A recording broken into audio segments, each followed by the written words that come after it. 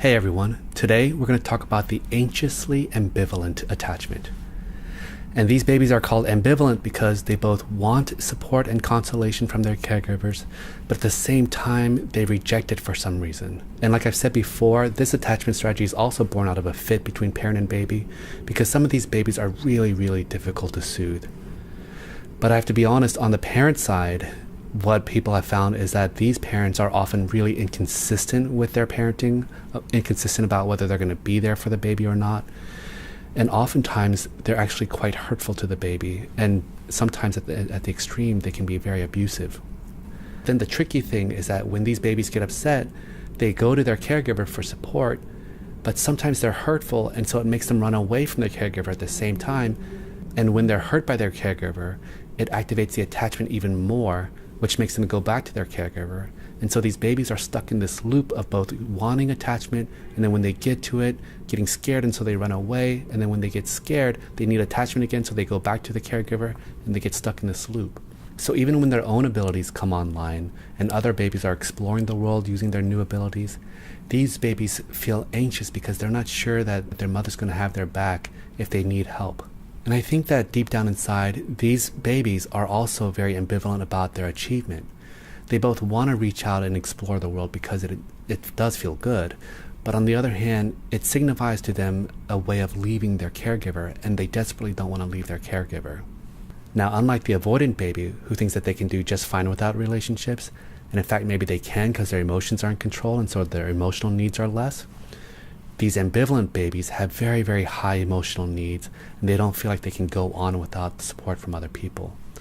And yet they're ambivalent because when they've gone to other people for help, it's often been disappointing or sometimes downright hurtful. And so they're stuck in this vicious loop and paralysis about what they're going to do. Now, the sense of self for an ambivalent baby is very shaky. Deep down inside, they're worried that they're not lovable and wanted. But at the same time, sometimes people have been there for them, so maybe they are. And maybe the best way to characterize their sense of self is that it's often dependent on what other people think of them. Now, when the ambivalent baby goes to school, there can be a mixed presentation depending on how severe the attachment issues are and whether or not the relationships have been hurtful in the past. So, for instance, on the lighter side, you can see a baby who just likes to be the center of attention and is really preoccupied with what other people think instead of their schoolwork. But then on the more desperate side, you see people who idealize other people, get into really intense bad relationships with people that aren't good for them, or get really mad whenever relationships fail, or look for signs of abandonment and failure even when there aren't any.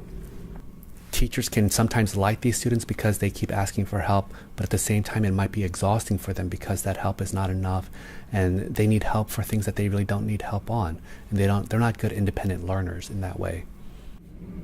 These people might do well in school, but honestly, that's not where their head's at.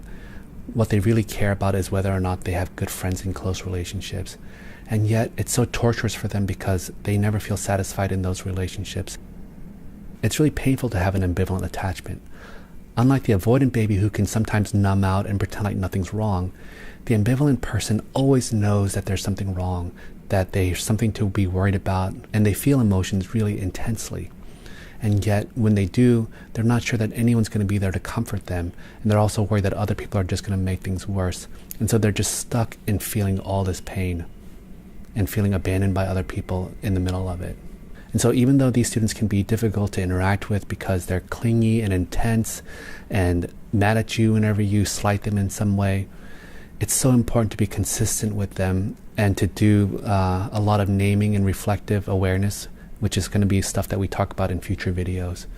So stay tuned for how to actually help people with both avoidant and ambivalent attachments, because there is a way to get a secure attachment even later in life.